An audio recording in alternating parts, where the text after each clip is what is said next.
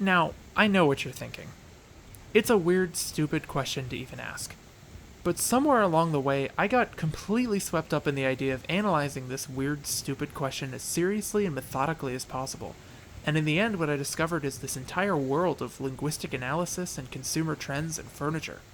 So, with that in mind, indulge me, will ya?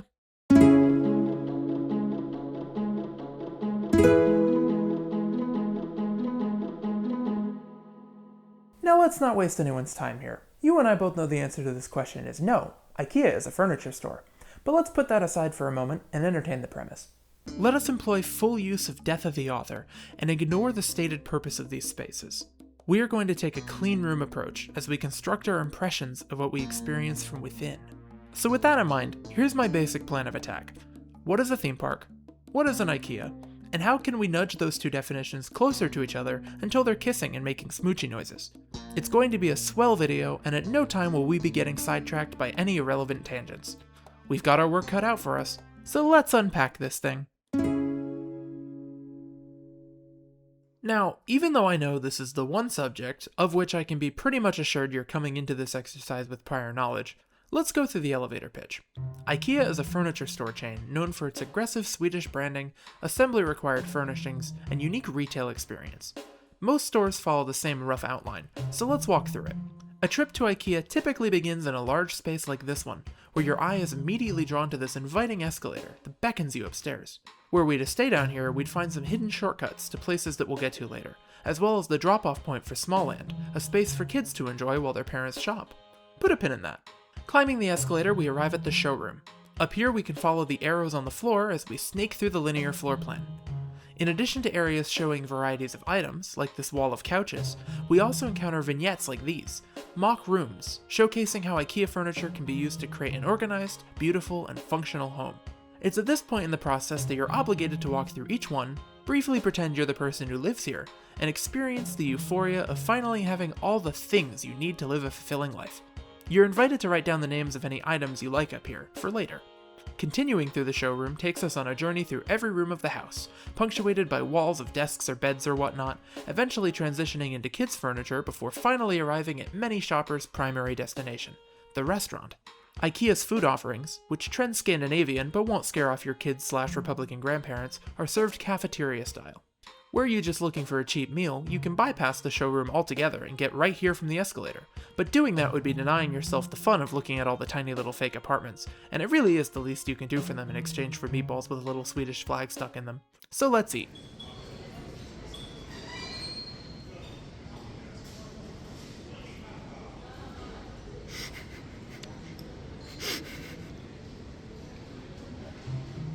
Now that we've taken advantage of their hospitality, we head downstairs and enter the marketplace. This is where the actual shopping begins. Our minds primed with ideas for the first leg of our journey, we pass through rooms with cookware, glasses, lights, and other small home goods. At the end of the marketplace is the grand finale, the warehouse. Spanning both floors and discarding the bright linoleum finish of the rest of the building, here's where you desperately try to remember all the things you liked upstairs and realize how heavy a small box can be when it's full of solid wood. I wish it was the actual size. Me too. I want to eat it. Having collected all your boxes, you pay for everything at the register, and before leaving you can stop here at the bistro for light bites, ice cream, or an entire box full of cinnamon rolls. The menu here is Costco cheap, and you can take a shortcut from the entrance to get here directly if you're so frugal and or so not interested in fun that even taking the restaurant shortcut upstairs would momentarily amuse you. Finally, our stomachs full and our goods paid for, we can go home for an evening of assembling furniture and swearing. Okay, back from IKEA. I didn't need too much, so I was able to get in and out of there I was gone a year? Now, if I were you, I might be thinking, why are all IKEAs laid out the same way? And to that I say, that's an excellent question that gives me the opportunity to get sidetracked by an irrelevant tangent. The design and layout of any retail space is carefully crafted to engage the customer and drive them towards purchasing decisions. The grocery store being a classic example. Flowers and produce go at the front to create a feeling of freshness and health, whereas the milk and eggs you came in for are at the very back, to make sure you go through as many aisles as possible along the way. Here are some relevant pointers from a grocery display case manufacturer. Retailers often use a loop or grid layout, where customers are guided through the store in a specific pattern. This design allows for exposure to a broader range of products and encourages customers to navigate the entire store. Placing products at eye level is an effective way to capture customers' attention. These items are more likely to be noticed and considered for purchase, so this prime shelf space should be reserved for popular or high-margin products. Grocers have always used the power of scent to tempt shoppers. Who can resist the aroma of freshly baked goods coming from the bakery section? Similarly, the smell of coffee near the coffee aisle, or floral scents near the floral department, can evoke positive emotions and enhance the overall shopping experience. Placing tempting displays of products near the store exit helps to naturally guide customers toward the checkouts while providing opportunities for last-minute impulse purchases. This is where I would demonstrate how effective these techniques are by telling you that 62% of all grocery sales are from impulse purchases, because the company told me that. But I looked at the study they cited, and it cites another study, which just mentions it in the introduction with no source. So I googled the number and I found this other display company claiming this other survey claims it, but it doesn't, and the number 62 doesn't even appear in this PDF. If anything, it's claiming a higher number at 76, but only 55% of that is actual impulse purchases and not just choosing a different brand of the same product you were already going to buy when you went to the store. And also the study is from 2012, which is over 10 years ago. So I googled it again, and I found Capital One Shopping's website, which is like one of those browser extensions that makes commissions on everything you buy online and probably steals referral codes, and they also just cite the number with absolutely no source. The longer I looked, the funnier it got. Here's a marketing firm telling me that, according to research, 62% of purchases in stores are on impulse. What research? It was at this point that I decided to leave well enough alone, and cite the only number I could find that had any semblance of credibility attached to it. So did you know that 55% of grocery store sales circa 2012 were impulse purchases? Why are we talking about this again? Oh, right, IKEA. One of the key ways IKEA stands out from other stores is the nature of its product category. Furniture shopping tends to be a big deal. It's not a weekly errand, it's not usually an impulse purchase, and it often correlates to big life events, like moving house, or having kids, or when your kids destroy your couch, or when your kids destroy that couch too, or when your kids are finally old enough not to destroy couches so you can put money into a nice one that doesn't hurt your back even though now you'll be too afraid to use it altogether because for once you have something to lose if it gets destroyed. Or going off to college. Now you probably know that you need a desk chair or what have you, but you don't really know which desk chair you want until you've seen them and performed a test sit or two. And when you buy furniture, you also have to assemble it, or at least move it, and that takes time. And it's not economical to put a warehouse full of desks and bookcases on every street corner, so there's a good chance that your local IKEA is an hour or more away. All this adds up to an exclusive category that I'm going to call the event store, a store that by its basic nature requires your entire day to be built around visiting it. You enter IKEA on their terms, and if that means walking through the bedroom section even though you're here to redo your kitchen, you'll do it. This high degree of face time gives them the ability to shape your experience, to create something memorable and positive, which encourages you to spend today, and to also want to come back later and get excited when you have an opportunity. Compare buying a car, also an event purchase, but famously hated. The dealer system and the concept of haggling create an environment that's stressful and takes advantage of your lack of negotiating leverage. But even here, we've seen companies like CarMax and Carvana attempt to carve space in the market by simplifying and removing pain points from the customer experience. The desire to generate positive customer experiences is an obvious goal, and it's not surprising that IKEA wants to create them. But it's that last point, the customers get excited, that there's this mythic cultural concept of the IKEA trip that finally connects us to the meat of this topic. Why do we like going to IKEA so much? And how are we going to connect that to the title of this video? In 1998, Joseph Pine and James Gilmore first published an article in the Harvard Business Review entitled, "Welcome to the Experience Economy." The piece, which would later be expanded into a book, hypothesized the next step in the progression of economic value. We moved from an agrarian economy based on commodities to a goods economy in which those commodities were transformed into more valuable products. The service economy followed, using those goods to perform services which themselves are valuable. And from there, they argued, we arrive at the experience economy, in which the value comes from the experiences provided customers rather than the services or goods that comprise them. Pine and Gilmore are quick to offer credit for the growth of this philosophy. We trace the beginnings of this experience expansion to one man and the company he founded, Walt Disney. Rather than create another amusement park, Disney created the world's first theme parks, which immerse guests, never customers or clients, in rides that not only entertain, but also involve them in an unfolding story. For every guest, cast members, never employees, stage a complete production of sights, sounds, tastes, aromas, and textures to create a unique experience. Disney is a model the pair often refer to in the book, and it's not hard to understand why. Consider the way a Disney vacation is marketed, with a focus on memories and adventures. When you buy a ticket, the thing you're paying for, the value you're receiving, is the experience of a day at the park and the things you will do and see there. So if this is the platonic ideal of an experiential offering, where else can we find this experience economy? How can we put these ideas into practice in our own businesses that we all definitely have? Experiences come in many forms. When you buy a video game, are you really paying for the physical media, or even the software on it? Or is the experience of running that software where the value is created? When you go to a fancy restaurant, how much of the price comes from the food versus the atmosphere, or just the way it feels to treat yourself to a nice night out? Would you pay more for the same quality food if the experiences around eating it were higher in quality? The authors go so far as to take the position that you really are what you charge for, and actively encourage companies to consider the potential benefit of charging admission fees and reshaping customer perception to acknowledge the experiential value. They use the example of a Brookstone electronics store, where customers visit with the express purpose of window shopping and playing with expensive gadgets they wouldn't actually buy. Would it not make sense to spin this as a premium experience, making the customers pay for the thing they actually came in for? As they also note, if you go to Universal Studios, you have to pay to park even if you don't go into the theme parks. Just walking around City Walk is a premium experience. Whether you choose to interpret this as a logical economic evolution or a Mr. Krabsian standing fee is up to you. I know a Rye standing fee, but they do have a point that experiences often are the predominant component of a retail offering. And with that, we have the beginnings of our framework. We start from the idea that all time spent with something, regardless of intent, is an experience. Every piece of architecture, every user interface, every brand color and typeface, all of it exudes some amount of experiential vibes that come together into a gestalt. And we can compare different things on how well they craft and manipulate those experiences for their users and customers. There are a myriad of ways to do this. A bright and friendly atmosphere, relevant theming, integrated entertainment, a high quality of service, a careful brand construction that lets the customer say something about themselves by engaging with it. You get the idea. And I'd like to get sidetracked by an irrelevant tangent for a bit to explore this further, because after all, our goal here is to describe how a retail store can be compared to a theme park, so it would help to understand how the language of theme parks can be employed in a retail setting.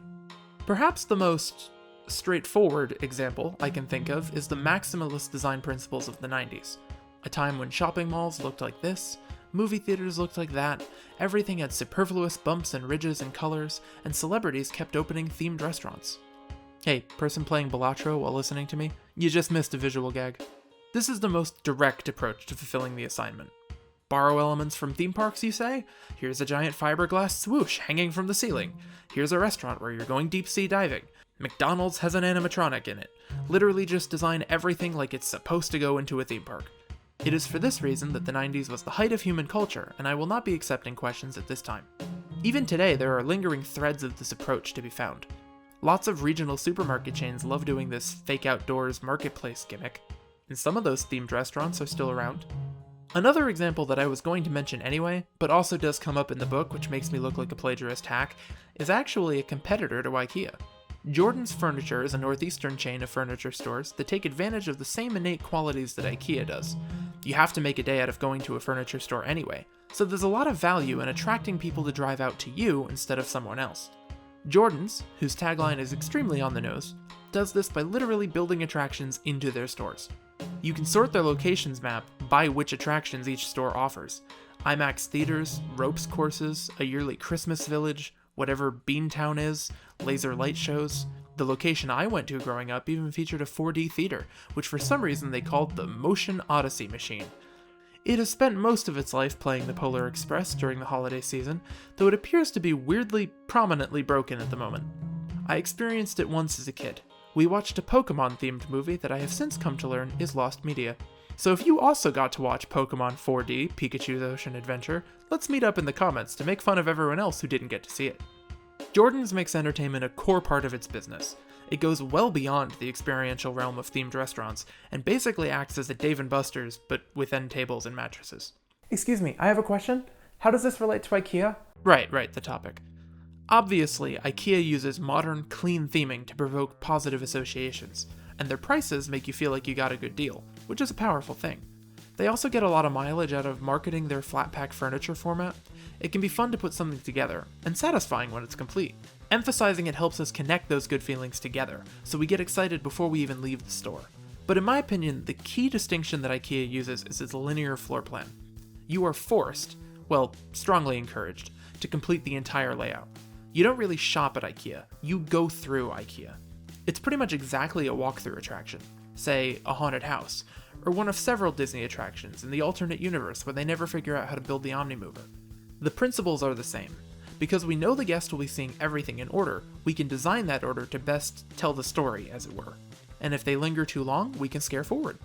Alternating between these case study rooms and the seas of chairs, strategically placing a key moment like the restaurant just before the stairs to help us context switch into the marketplace, it helps regulate our enthusiasm.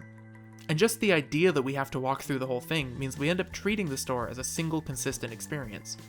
And I bet you remember what that experience feels like, because it's felt the same way every time you've done it. But we can take this further. Pine and Gilmore didn't just settle for the experience economy. No, they dreamt of an economy even more advanced than the one they were inventing. I give you the next step in the economic cycle, the transformation economy. Just as services are used to craft experiences, we can use experiences to inspire transformations in our customers. I'll let them describe. Indeed, with transformations, the economic offering of a business is the change in the individual person or company as a result of what the offering business does. With transformations, the customer is the product. The individual buyer of the transformation essentially says, "Change me." The company's economic offering is neither the materials it uses, nor the physical things it makes.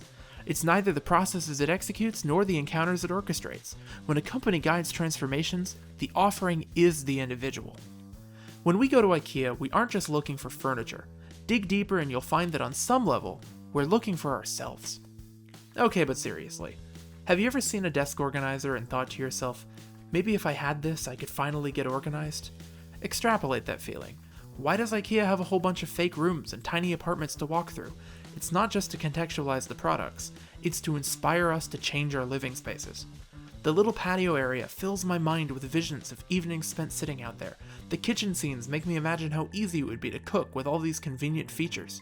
Possibly the dominant experience of IKEA is this engagement with the idea of the person you could become, the life you could live, with the help of these things. It's the beginning of Fight Club, but without the explosion. It's the thing I mentioned way back at the beginning when I summarized an average trip. IKEA might charge for the furniture, but they're selling you a lifestyle.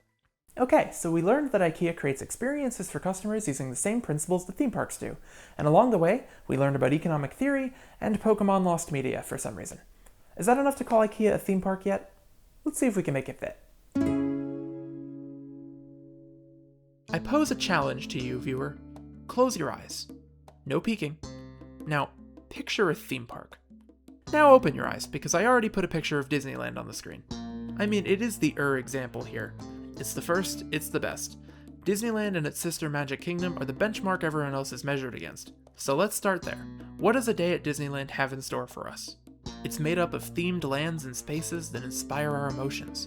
There's rides and shows, collectively attractions, shops and restaurants as well. And as we mentioned earlier, the real product we're selling, the positive experience the whole thing adds up to. With our criteria in mind, let's see how IKEA fares. Starting with the easiest win for IKEA, shopping and dining. 2 different restaurants in the building and the entire place is its own gift shop. No one could fight me on this one. They even sell plushies. Themed environment. Clean, modern, Swedish. It may not be ornate or elaborate, but that is a theme, and it does permeate the entire space. Every design decision is informed by these traits. We could even divide the building into showroom, marketplace, and warehouse, giving us 3 lands with their own feel, design cues, and offerings. Moving between them primes our brains with different vibes and expectations. Another dub for IKEA. Attractions. Definitely a weaker category for the Swedes. However, you may recall earlier that I said, you don't really shop at IKEA, you go through IKEA. It's pretty much exactly a walkthrough attraction. This was a prime example of a hot new literary technique called shadowing before. You see, one can argue that the meat of the IKEA experience, the golden path, is itself an attraction. And if you don't want to accept that version, consider that I also said, why does IKEA have a whole bunch of fake rooms and tiny apartments to walk through? It's not just to contextualize the products, it's to inspire us to change our living spaces. This too was deliberate.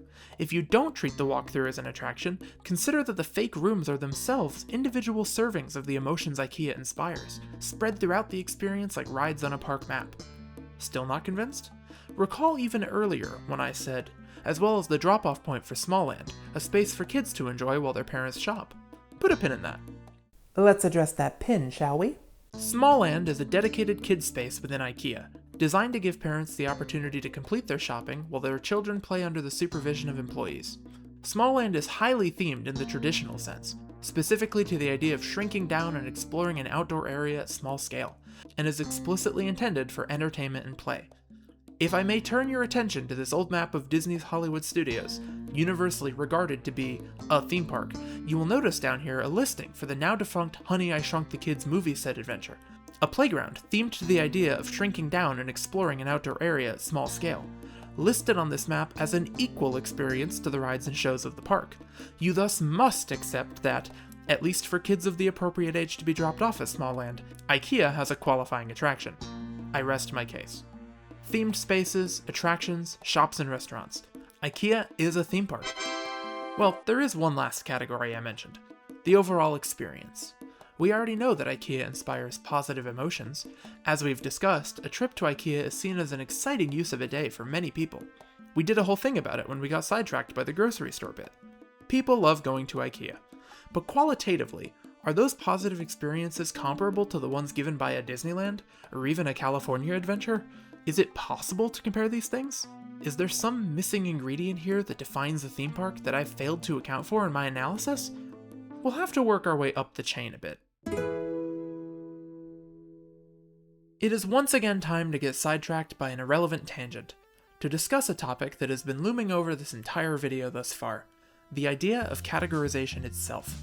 There have been many philosophical approaches to understanding the universe, and categorizing that which exists within it. Metaphysics, and more specifically ontology, explore the nature of being, as in the state of being something. The basic structures are universals, concepts like being a cat, which exist through particulars, like this cat right here.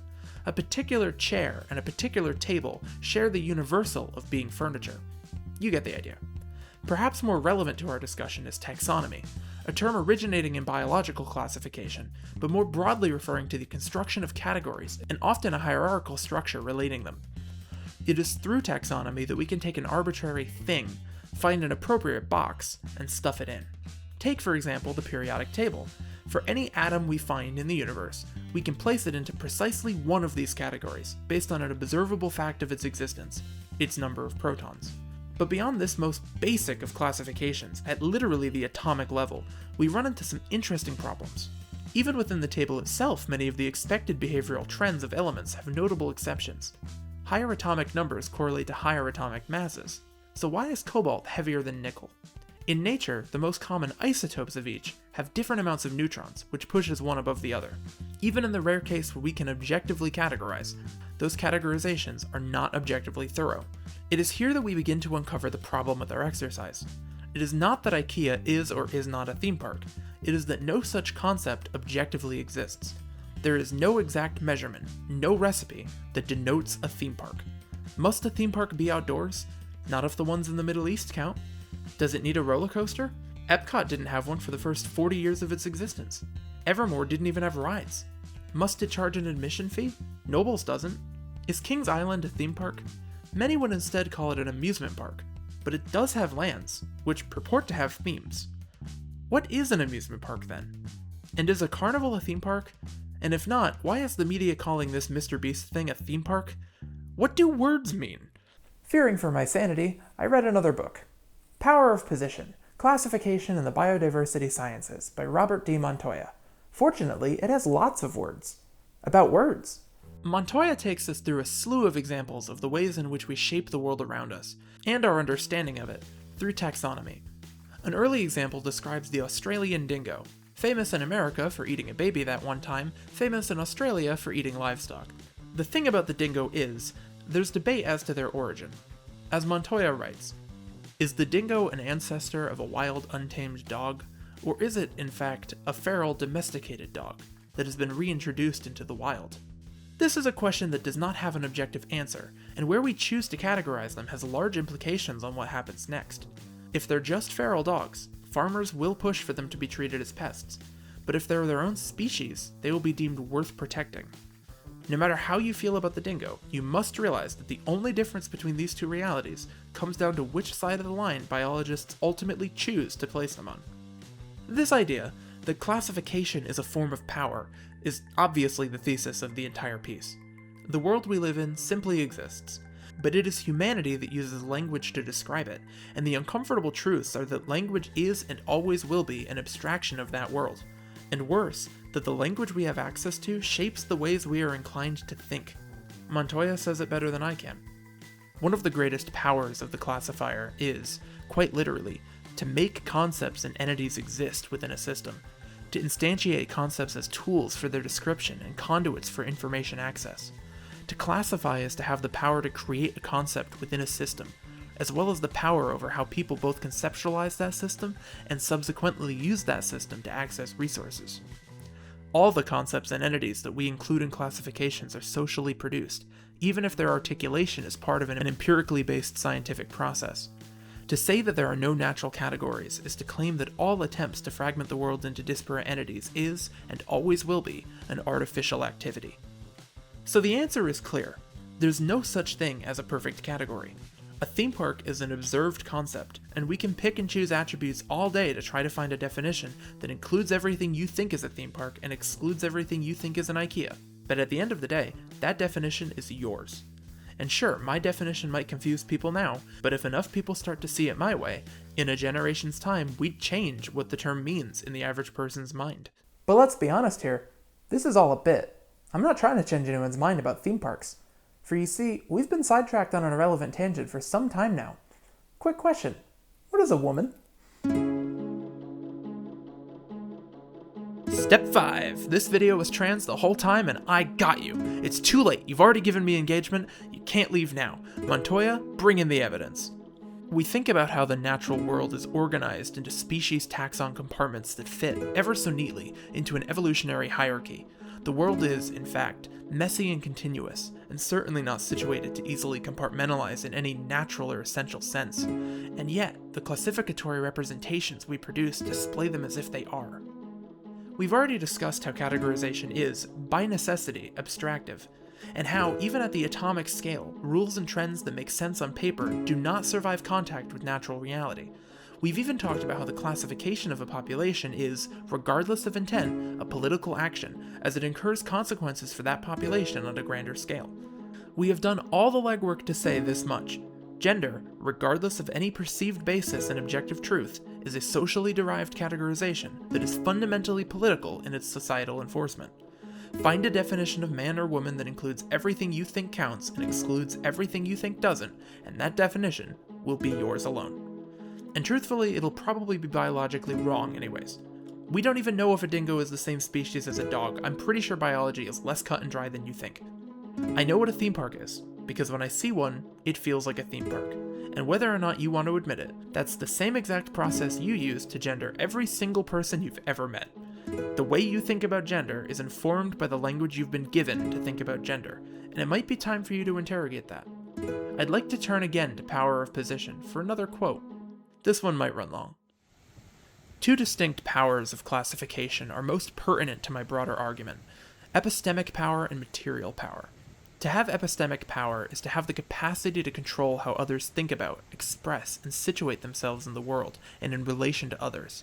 The backbone of this argument is that classifications help us conceptualize our relationship to the social and natural world, aid in the constructions of our individual and collective identities, and also dictate how our identities are positioned in contradistinction to other people, animals, plants, and objects.